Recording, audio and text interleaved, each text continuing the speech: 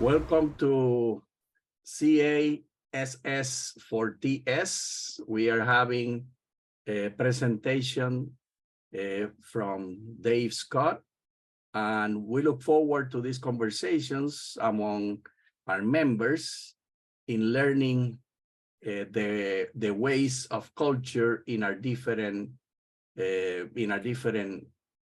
disciplines.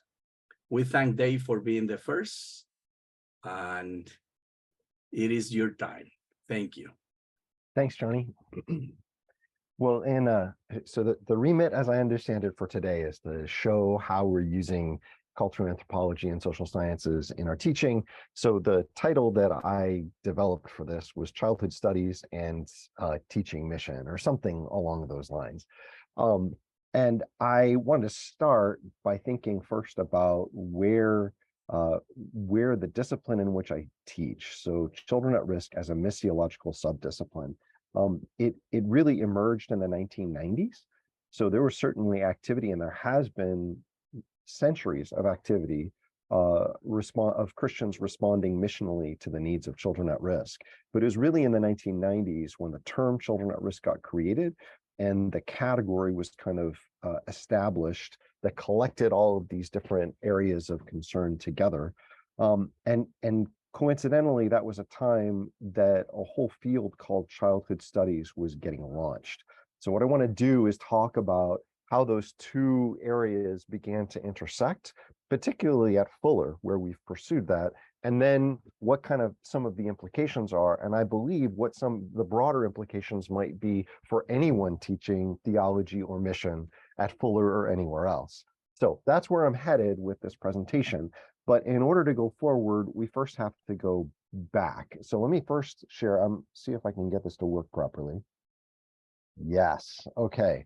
So I'm using this tool that I inadvertently Wilmer put me onto. Anyway, so the question when I first started teaching at Fuller back in 2003 was, what is a good childhood? And I think part of the excitement around children at risk, especially early on, was driven by there was this increased awareness in the West of some crises that were taking place around childhood in the non-West. And that was the initial framing of what was taking place. And so there were all of these concerns and statistics being thrown around about there were 100 million street children in the world, and then there are 200 million street children, and then there were 300 million street children around the world. And these numbers we all now know are fictitious. There's a lot more that I could break down and help to explain, but nevertheless, the bigger the number, the more compassion, the more response, the more money, the more enthusiasm about responding to it. So we had child soldiers added to that. So street children, child soldiers. There were sexually exploited children. We suddenly realized in the 1990s that this was taking place. And then AIDS orphans. That was the other big thing. All these, with the advent of AIDS, what's happening to all of these kids? All of these things were worthy of our concern. The challenge quickly became that there was so much sentimentality associated with the response that people, good Christian people, quickly got burned out on the idea of responding. And so you had these waves that were happening where you had to have a new crisis around children in order for people to give attention to it. And then that would die down as people got a little bit cynical about how ridiculous the numbers were and how possible the task was. And so when I first started teaching at Fuller in 2003, I realized that one of the pressing questions was actually to look at this from a cultural and a social perspective. So to understand what actually is a good childhood, because I realized that a lot of the concern that was being expressed by well-intentioned Western Christians was based on the assumption that what we needed to provide globally for children was a childhood just like mine. And that is a problematic goal because that can't be provided. Furthermore, one of the key ideas is that your childhood is gone. No one experiences your childhood. That's an artifact of history. So at any rate, that's where I began my inquiry to try to find what are resources, what are people that are speaking this language and helping to think critically about children. And as all good childhood studies inquiries, they all go back to this little obnoxious book called Centuries of Childhood by Philippe Aurier.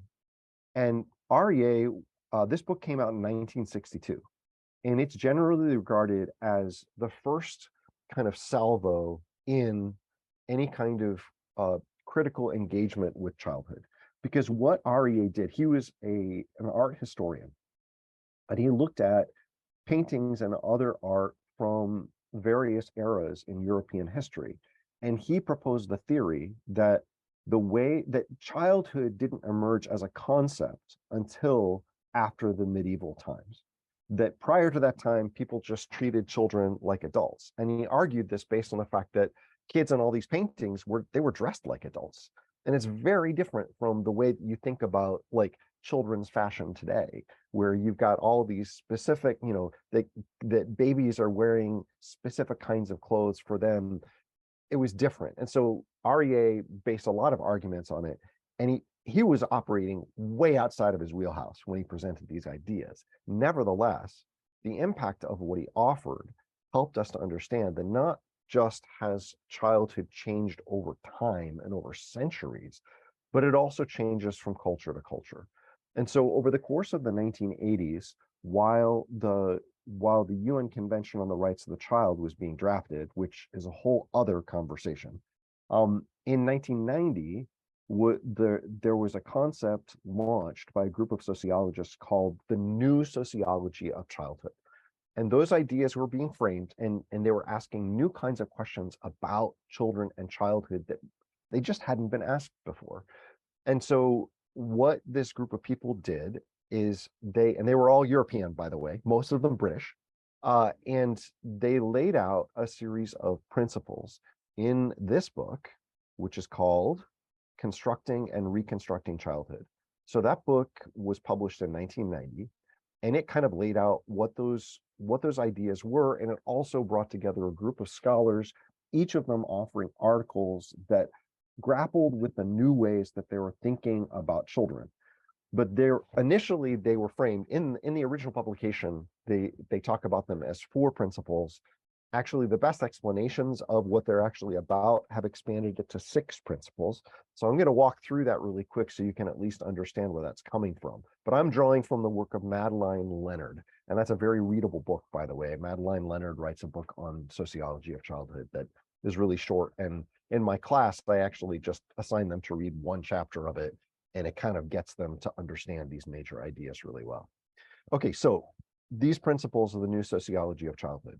First, they assert that childhood is not merely or even primarily a biological phenomenon. It's not just a period of psychological development either. Instead, childhood is a social construction. So adults and children in every society build childhood. And ideally, it's constructed to be preparatory for what it means to be an adult in that society. Furthermore, we can't forget that childhood is not something that is stuck in time or permanent. Rather, if it's created, that means that it can be changed, and in fact, is always changing. And this is something that is revolutionary for a lot of folks. Like I was in a conversation a couple of months ago with someone that there was a discussion in a larger context talking about, what kids should and should not be able to do. And the response that one person had was, well, that feels like a reduction of childhood. And I sat there going, reduction, expansion, it doesn't matter. Things are changing all the time. The point is this experience of childhood aligning itself best with the kind of future that these kids are headed towards? That's the job of adults in constructing and reconstructing childhood. Okay, so that's the first principle. Childhood is a social construction. The second principle is childhood is a variable of social analysis. Now I actually break this down. So Leonard puts this in one principle, but I think by doing that, she misses some of the nuance of the original. So I'm breaking this into part A and B, okay? So childhood as a variable of social analysis refers to, first, the idea that,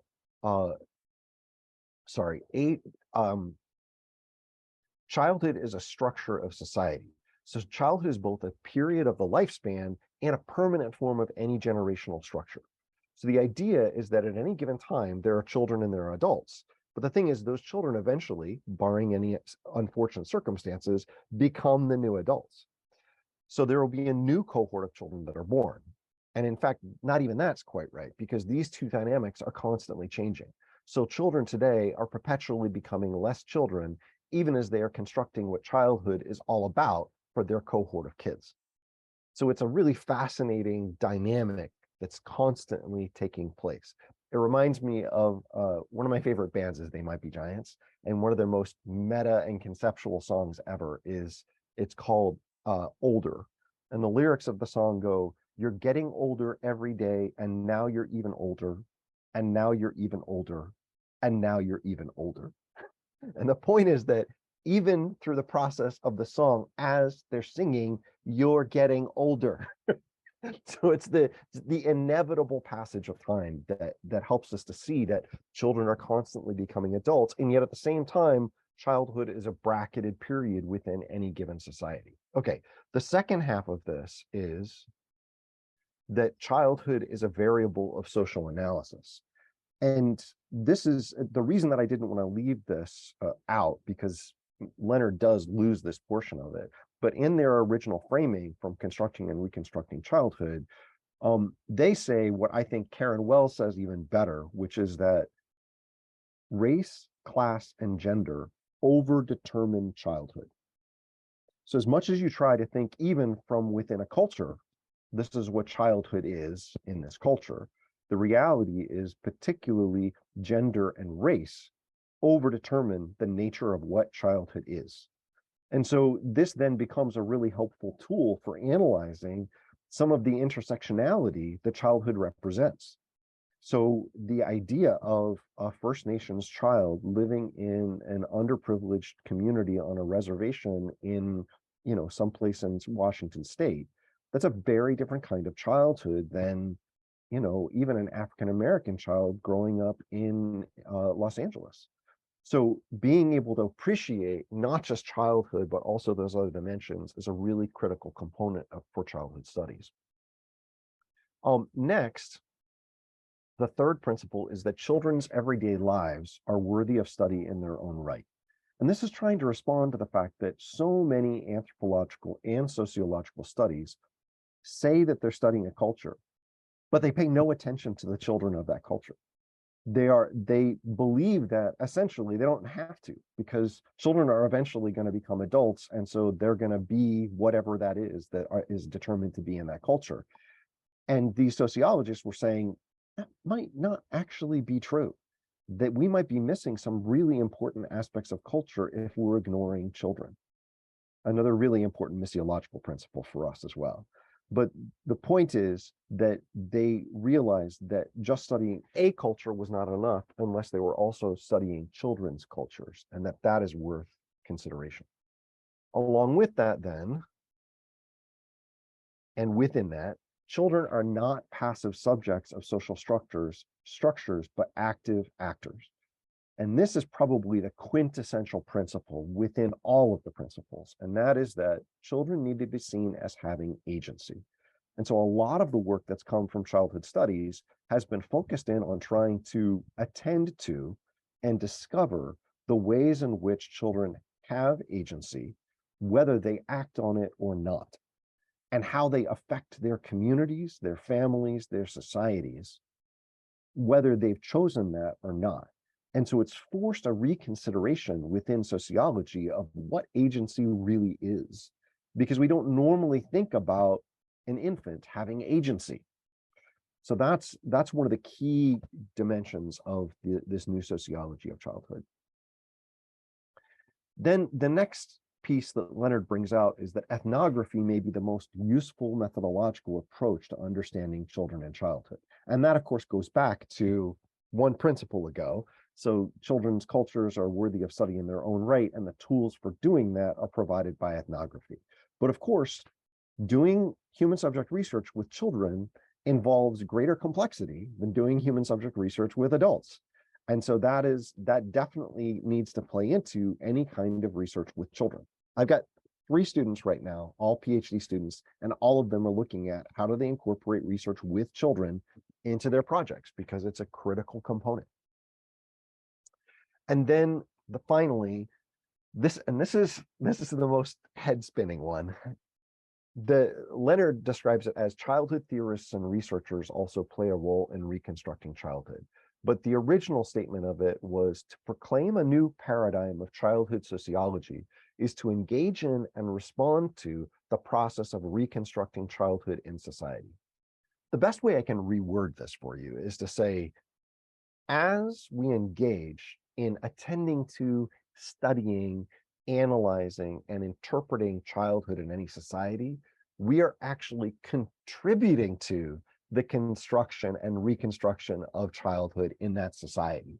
So we can't do it. This is really asserting that there's no way to engage in an analysis of childhood anywhere unless we acknowledge that we're in the process of changing.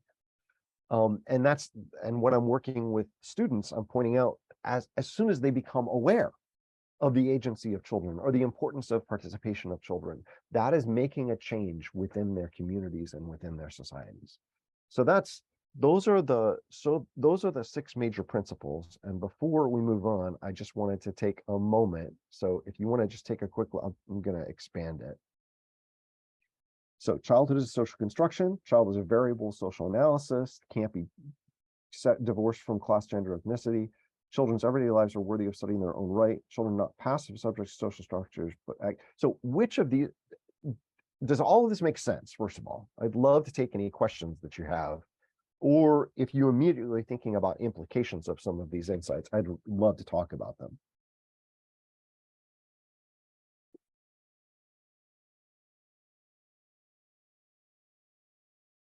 I love how this piggybacks with Rico and postmodernism, particularly the last one. I think that the organization is not haphazard. The organization is theoretically hierarchical, and the last one is the most encompassing. Yeah, and I think it's definitely the piece that I have the most difficulty communicating and also responding to on a regular basis. And yet at the same time, what I'm trying to do is be conscious of the fact that if I'm changing childhood, I hope that I'm making changes for the better. And that's a very missiological principle in itself, right? I mean, as you've got a cross-cultural engagement, you're always actually changing culture. So how can you make sure that those are positive changes, or at least increase the likelihood that cross-cultural encounter is resulting in positive change? But it's a really sensitive area. Like the idea of changing childhood in a different culture from your own is really scary. And we ought to be seeing it as holy ground, because if we make the wrong choice, that can have generational impacts. And it makes me realize, because we're looking at vulnerable population, you see things that you don't see when you're looking at adults. So when I am guiding my students in their different research projects, I never see the adults as vulnerable. But indeed, the same principle applies to every study we're doing. Yep. And we are changing by the choice of the questions. And that in itself is missiology. Something that I had realized at one level, but now I am looking at it deeper because of the example of children that I had not seen before. Thank you. Yeah. For me, curiously, the ethnography that is done, you cannot, I mean, the formulation of questions for a child would not be a reliable way of, measure or obtain data. So you have to do more like observation, seeing at behaviors, seeing as stimuli that children will be able to respond in a more objective, observable way, I believe. And is this something that it will be done across the different fields, like psychologists, for instance? Child psychologists will have to ask questions. Is that something that is kind of intersects with some of the things that a social studies researcher will do? Because I'm thinking when you say ethnography, the first thing that came to my mind was, how would a psychologist deal with this, treating a child or looking at population? So, okay, so there are a bunch of different ways that I can tackle that question. One thing is to remember that child psychologists, pediatricians, they were already quite focused on children in ways that sociologists were not, that anthropologists were not, until much later in the 20th century. So child psychologists have been a little bit ahead of the curve. But the major difference is, unless you're looking at those that are engaged more in like community psychology or social psychology, the ways that psychologists have traditionally tended to work with children has been in laboratories. So they bring the kids in and then they subject them to a series of tests. Like that's what Piaget did in order to develop his models and his stages of child development. You would put them in a lab and you'd ask them questions and put them through different paces. That's normally how developmental psychologists work with children, as well as most other psychologists. But when you get into community psychology, when you get into social psychology, then they are often applying these same principles of trying to understand children where they are. And I think, okay, so, and then the other thing I wanted to comment on is that in terms of doing ethnography, you're right. It's much more likely that it's not going to be a long series of interview questions with kids because they don't have the patience for it, right? Yeah. But it is participant observation. So one of the classic studies that, if we get there, William Corsaro did, he was an American sociologist. And what he did is he got permission to attend daycare, at one place in Italy and another place in the US, in kind of a suburban middle class daycare in both places. And then he did a comparative analysis of those two daycare experiences, and particularly how the kids interacted. So what were their behaviors? How did they interact with each other? How do they play together well? How do they play together not so well? And, how did the adults interact with them? And he did some extensive work. And in fact, that led to what now is really seen as the text in sociology of childhood. But that was largely participant observation. So he would actually be there. In fact, the kids called him Big Bill. He talks about this in his writing. And he would just interact with them. And sometimes the kids would see him as another playmate. Sometimes they would see him as another adult that was kind of a pseudo teacher, but not really a teacher. So sometimes they would look at him to try to resolve conflicts. And of course, he had to develop a whole protocol for what he would or would not do with regards to the kids. But, these are the kinds of things that any ethnographer needs to work through. But the big difference is you're not going to ever come with a long series of ethnographic questions that you're just going to ask and run through. That's just not a possibility. Right. But there are lots of things that can be done with kids. And in fact, often ethnographers do adopt tools from psychological studies. So one of the big things is the use of art. So asking kids to play or to work in art in certain contexts, and then studying the artifacts that are generated when that happens. Right. Dr. Joy did a wonderful study under Dave. Can you describe what he did, Dave? Yeah, so Joy Clement Daniel was my PhD student, and he was trying to understand, he was trying to develop an approach for developing appropriate Christian education curricula for children. And in this case, he was studying the Bhil tribal group in India. And so what he had them do as his research is he brought groups of kids, he worked with churches, so already existing kind of groups of kids. And then he trained people in each church to be facilitators for his method. And then he had them read Psalm 1. And then the kids, after reading Psalm 1, they wrote out their own interpretations of it.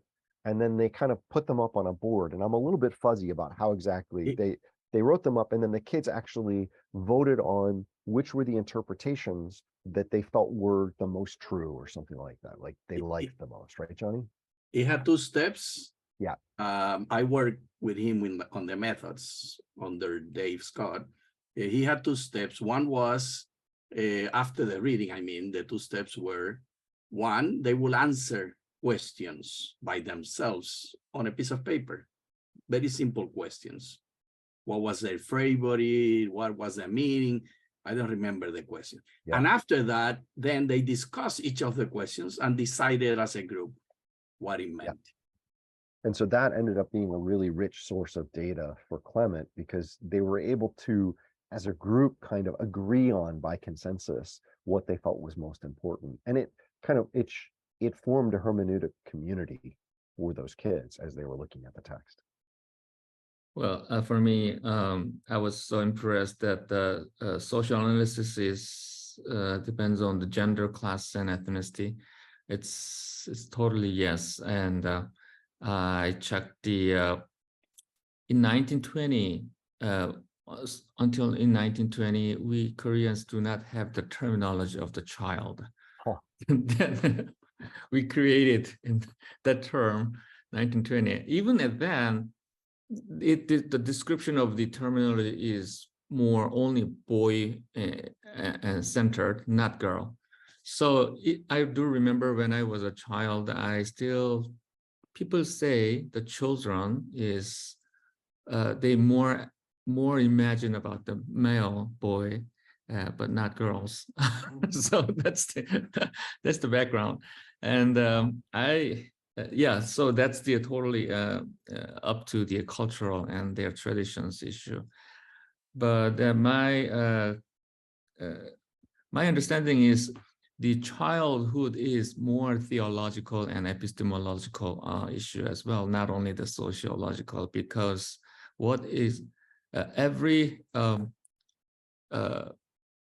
people have different interpretation about the children and their way of raising their children, parenting. So it depends on depends on to the what is the meaning of your children to your life. Absolutely. So especially when the Society of Missionaries, the early stage of the early generations of mission society, the children of MKs are always very pity and very always lacking of something, always lacking of educations, lacking of parents and parents' time. But nowadays, not the new generations of missionary, they children becomes idol, so they worship their children for their time. I mean, according to the former generation's viewpoint. So the philosophical or theological issue is another very big issue for the childhood. Thank you for that segue, because that's actually where I'm headed next. So what I wanted to talk about is the fact that from these principles and again, this is 1990, and from these principles, there were a number of different sub-disciplines spawned. So that's where you start to see anthropology of childhood developing, philosophy of childhood, geographies of childhood. That was a really early one that is still very influential. History of childhood, working from REA, but then moving past that. And like philosophy of childhood, that's where a lot of the work on agency has also taken place. So to understand what's the contribution of a 3 or 6 month old to their family and community, and what does it matter? But that question of what do children mean in societies undergirds everything that I'm looking at. Like that's what we're trying to understand, and then also to critique, but then asking the question, who has the right to critique that thing? And this all has everything to do then with how we think about children at risk. As we're trying to respond to these what's considered often from the outside as needs, how can we get inside and understand what do they see as needs? What does a group of people see as needs? And how can we make sure that those are being met? But it's the classic contextualization problem of how do you encourage a community to identify something as a problem? I read a chapter years ago. It was a book was published in 2000, but the author of that chapter, Heather Montgomery, did an analysis of a community in India that she gave a different name to, but many of the children in that community were involved in the sex trade. but their parents had knowingly involved them in the sex trade, and the kids all felt ownership and agency as they were engaging in providing funds for their families. So it was so normalized that for those families, it was worth it. Like that was an okay thing to do. Tell you what, it is a hard, and that was an ethnographic study. It was a really hard chapter to read, but it poses important questions then about, from a missiological perspective, how do you enter a community respectfully and appreciating both the urgency of the need that children represent, because you know that they're being impacted negatively and that can have reverberations for generations. And yet at the same time, how do you be respectful of a community so that the change can genuinely be long-term? Because the other alternative is what happened for quite a while in the late 90s and early 2000s, that again, with regards to sexual exploitation, you treated it as, you know, that starfish story about, well, at least I helped this one starfish, and you kind of chuck it back into the ocean. That's what people were doing. So you had organizations that they would find a brothel and they would knock the doors down and they'd take all the kids out that were in there. But the problem is that that brothel would be filled up again with kids within 3 months. And so all you did help these individual kids, but there's no long-term impact, changing the society, changing the economic structures, addressing the supply chains, all those kinds of things. You haven't met the need in any real way. And so those are the kinds of questions that my students are always trying to wrestle with, is what are the appropriate ways that they tackle. Okay, so I wanted to get to a couple more ideas. One of them is, again, I referenced William Corsaro earlier, the guy that did the studies in the daycares. And one of his big contributions to theory is the concept of interpretive reproduction. And what he did after he was studying what was happening in these daycares, and he observed how kids interacted with each other and the adults around them, influenced by childhood studies, he proposed an alternative to the typical socialization theories of childhood. Now, socialization theories exist in sociology and also in anthropology, and they basically presume the role of children is simply to learn culture from the people around them as they grow, so that they can become functional contributors to that existing culture. Interpretive reproduction says something different. It says that every cohort of children actually participate in interpretively reproducing aspects of the culture in which they live. And in that process, they have the ability to, whether intentionally or not, to take some things on and reject other things. And it's actually a theory of social change, but it's from the perspective of children. So he observed kids and how they would, you know, play house together, or how they would engage in various kinds of their understanding of economic structures and talk about going to the bank and that kind of thing. And he saw things endure over time, patterns that were countercultural, that were emerging from these kids, and started to theorize that it could be that there's actually something different happening than simply socialization, and that in fact kids were imparting on each other and establishing different kinds of norms that were in contrast to their surrounding societies. And that formed this basis of interpretive reproduction. So it's not just a fax version of how kids learn culture. It's actually where a fax machine, like, you know, you've got a message on one side, you feed it into the machine, and then it comes out as an identical copy on the other side. This is, no, there's a process of interpretation that's taking place, and it's in the hands of kids, whether adults like it or not. And so that was really the revolutionary concept. And then further than that, then you have concepts like the ladder participation. I'll expand it in just a second, but let me explain what it means. The ladder participation was presented because I mentioned earlier the UN Convention on the Rights of the Child, and that was drafted through the 80s, and it was signed by every UN participating country, and it was ratified by every UN participating country except for one. Does anyone know which country did not ratify the UN Convention on the Rights of the Child? Any US. guesses? U.S. That is correct. The United States is the only country that has not ratified the UN Convention on the Rights of the Child. Anyway, Article 12 of the UN Convention on the Rights of the Child asserts that children have the right to participate in any decisions that affect them. Now, that doesn't mean that they have autonomous control, autonomous decision-making control, but it does mean that adults have the responsibility to consult them whenever there are significant decisions being made. And from that has come, especially building on this concept of agency, the expectation that in any ministry working with kids, that there is an effort made to find ways for kids to participate in decision-making at the very least. And so this image of the ladder here represents a progressive process of how we might envision the participation of children over time. But one key thing is that at the bottom of this ladder, you guys can't see my mouse, at the bottom of this ladder, rungs 1, 2, and 3 are actually non-participation.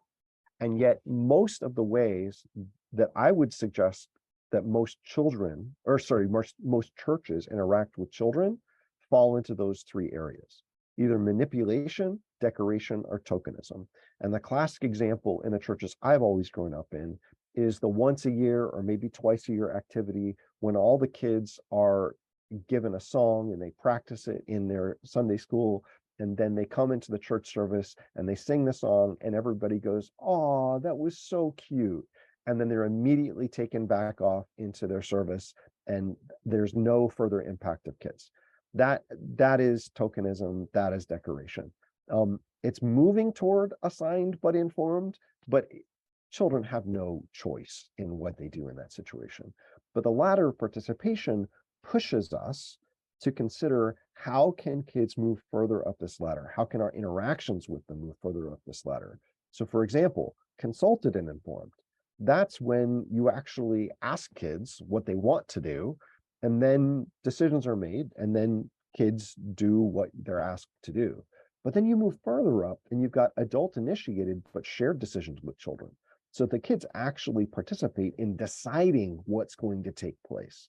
Or the 7th level is child initiated and directed. So children actually decide what they want to do and then they do it.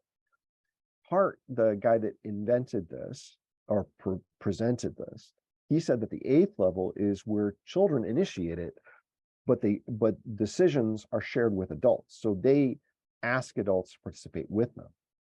Now, this ladder has been used extensively in work with this model has been used extensively in development work, as you can probably imagine. So as communities are entered into and they're trying to find out the reality of kids' lives, they'll put kids together and they'll have focus groups and they'll talk with them. And there's been a lot of work to encourage kids to take on more political activity within their communities as a group. And so around the world, there are many ways in which this plays out. It is much less likely to play out in the US because, again, we've not ratified the Convention on the Rights of the Child. So that's the latter participation. And then the other model that I find to be really helpful and instructive for students is the wheel of participation. So as a ladder, this is the wheel. We're making our way through all the basic tools. So in this model, it's suggesting that kids can't participate if they're not granted certain things. They need to be provided certain things by adults. And in the center of all of it is giving children respect. So children need to be respected before they can participate. But along that and undergirding that are 3 different things. So they need to be supported. So they need to be given the information that they need, for example, in order to make a good decision. And they need to be granted responsibility. So they have to understand that their decisions and their actions actually matter. And then they need to be given opportunities. So what are the confines? What are the opportunities in which we can allow kids to contribute to their societies? And as we then provide them these kinds of opportunities, this kind of responsibility and support and respect, then they have increased ability to participate in ways that really actually further dignify all of our humanity, because it allows them to fulfill their potential more effectively. So those two models I think are particularly helpful. And I always teach about them in my classes. So the ladder of participation and then the wheel of participation. But coming out of this then, we have emerging from all these different disciplines of childhood studies, the opportunity to rethink then, as I'm sure you can imagine, all these different domains in which kids can normally be found. So thinking differently about family, how are kids encouraged to participate in families, and what are the cultural ways in which that can take place historically? How has that changed over time? All kinds of questions that we can ask, but also school. What's the nature of school? And questioning, are kids being given enough opportunity to participate in their own schooling? Or is this completely a top-down kind of relationship? What do those power structures look like? Are they being granted agency? Maybe they would learn better if they were granted better agency. And then also in church, and I spend a lot of time with my students analyzing, how do we understand children within church? What's the value of children within church? How do we understand and respect that? Are we undervaluing children? Is there more that they could be doing? So those are the kind of normal domains. And then within each of these two, we can do comparative work as well. We can look at how do families function in Azerbaijan versus in Nigeria? Or, what does school look like in Mongolia as compared to what school looks like in Pasadena? And then church. How do churches function around the world? What opportunities are kids given in a township in Cape Town as compared to the kind of opportunities they are given in Kiev? So we get to ask those kinds of questions, and there's an expanding number of studies that are getting at some of these things. But I don't want to stop here, because actually there are other domains that have generally been taboo to talk about that are also revealed by some of these studies. So commerce. How do we see children from a commercial perspective? It forces us to look both about treating kids like commodities and the different ways that we do that, but it also tries to understand maybe there is an appropriate place for work in the lives of kids in different places around the world. And how do we kind of set those boundaries and what is good work and what is bad labor? Anyway, how do we see that distinction? Or politics. What's the appropriate place for kids in politics? Should children be given a vote? This is a big question, even in American society. Why is it that you can't drink till you're 21, but you can vote when you're 18? And why shouldn't we allow kids to be able to vote if we're also saying that they need to be, that they need to be subjected to guns in their schools, for example, right? So those are all kinds of questions. And then the tricky questions of sexuality. How should we be talking with kids about sex? How does that change from culture to culture? And what is appropriate, rather than simply treating it as a taboo subject that we can't get into, and we simply have to accept what's been given to us. So childhood studies gives us the tools to begin to ask these questions. Some of them are really dangerous questions, but we still need to be asking them. And that's some of the things that childhood studies helps us to pursue. Okay, so some things that are hopefully going to connect a little bit closer to home, and I'm going to, I'll be finishing up here. One development that emerged in around 2001 or 2002 was a phenomenon referred to formally as child theology. And it was part of a larger movement called the child theology movement. And the basic principle of that was it was identified by the work of Keith White and Haddon Wilmer. So two Brits, one is a sociologist by trade, the other was a systematic theologian that taught at the University of Leeds. And the two of them posed the question, saying that if we take seriously Jesus' example, when he put a child in the midst and he said, this is your example of the kingdom of heaven, then maybe we need to start asking questions, not just about those aspects of our theology that directly relate to children in the ways that we think about them, things like baptism and Eucharist and what happens when a child dies and that kind of stuff. What if we expand it to say, maybe the picture of Jesus in the midst with the child ought to reframe all of our theology. And how do we engage in that process in a responsible manner and in ways that are contextually appropriate? And so they began this process then of establishing these conversations around the world. So they would facilitate these various events that would ask various practitioners and theologians in those contexts to participate. So actually, Joy Clement Daniel, who Johnny mentioned earlier, was a participant in one of these early conversations. In fact, his master's program was one of the programs that picked up these questions of child theology in very serious ways. And since that time, then, there's been a flowering of a variety of different versions of child theology, but all of them are pressing into this more critical approach to understanding the role of children within theologizing. Along with that, and really as a result of that, back in 2017, I got to participate in the drafting of the Lausanne Statement on Children at Risk. First, it was the Quito Call to Action, and then the Lausanne Occasional Paper on Mission with Children at Risk. And we conceptualized mission with children at risk as mission to, for, and with children at risk.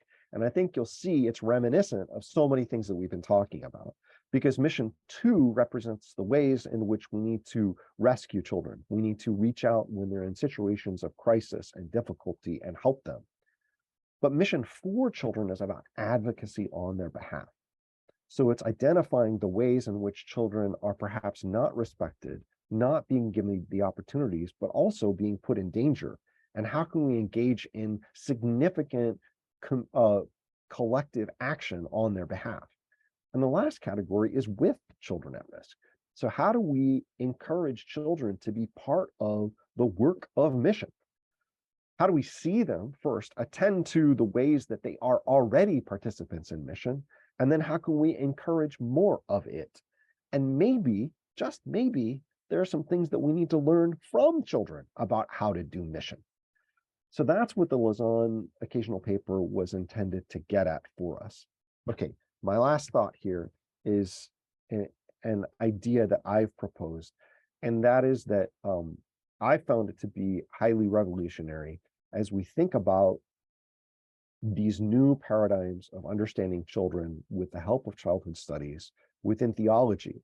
We need to acknowledge that most of the references to children, and certainly to Western theology since the time of Christ, refer to children primarily as metaphors, not as real children.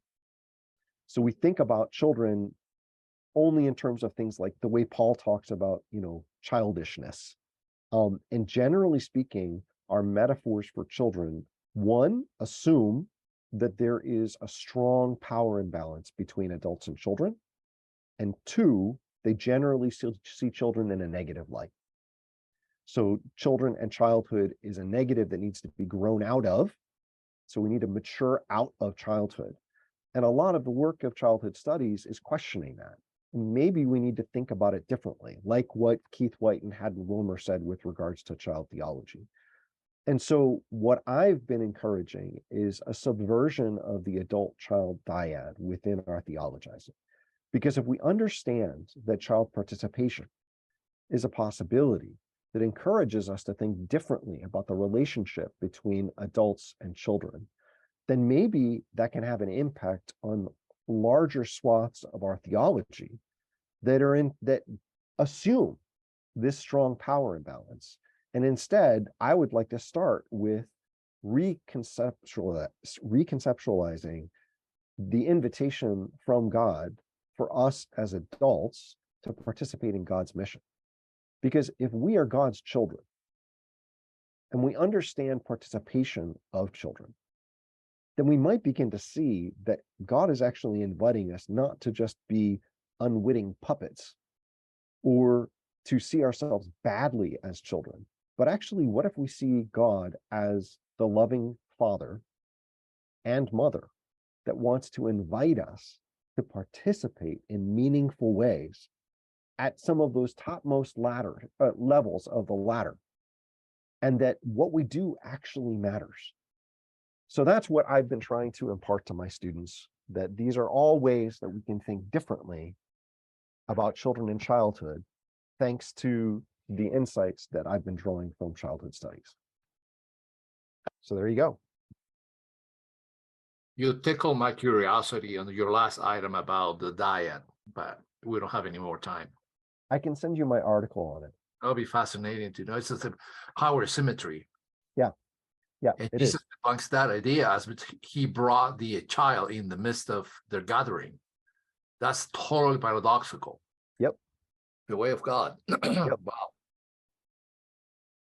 Like to read that. I will Yes, send it thank to you. you. Thank you for sharing the article. I will be posting, I am going to create a YouTube channel for CAS TS, and there I will be posting these conversations, and I can attach the article to Great. the Awesome. presentation. Thank you, Dave. Appreciate it. I stop the recording now.